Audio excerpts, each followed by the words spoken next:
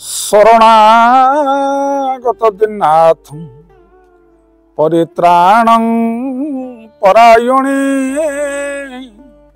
सर्वसाते घरे देवी माँ शारदे देवी नमस्तुते। जय माँ शारदा। आजिकार नीतिबाणी आरंभ करने पूर्व मोर परिचय उपरे जानी रखिथांतु। मुझे जड़े साधारण फिलोसोफर प्रवचक सुरेश महाली। केवल ये समाजर मंगल आम ये नीतिबाणी को शेयर करुचु। आपण मानकु जदि मो नीतिबाणी भल लागुथबो आपण माने गोटे लाइक करी सब्सक्राइब कर दियंतु। अन्य मानकु शेयर कले ए समाजर मंगल हबो। आसंतु नीतिबाणी आरंभ करने पूर्व सुंदर कथाटीए। आपण को घर तैयारी करुचंती सत कि घर हो जाइछि।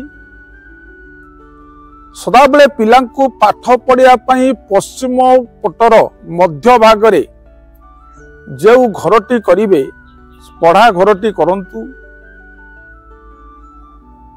से घरे पिला माने जदि पाठ पढ़िवे सेमानकर स्मरण शक्ति आज्ञा बढ़े। पश्चिम पट मध्य भागरे बुद्धंकर सदा सर्वदा आखि रही थाए। बुद्ध होउचंती बुद्धिर प्रतीक। पश्चिम पट मध्य भागरे पढ़ा घर कले पिला मानकर स्मरण शक्ति बढ़े एवं सेमानकर बुद्धि ज्ञान भी बढ़े।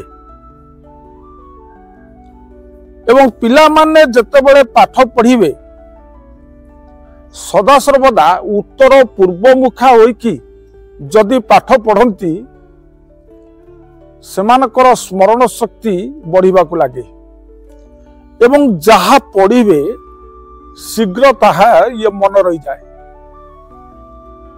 एवं बही पत्र जेतेबेले रखिबे नैऋत्य कोणे बही पत्र को रखिले अत्यंत ये शुभदायक।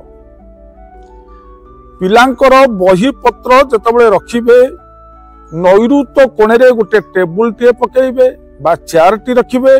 सेई टेबुल उपरे जदि पिलांकर पढ़ा बही रहे से पिला मानकर स्मरण शक्ति बहुत शीघ्र बढ़ी जाए।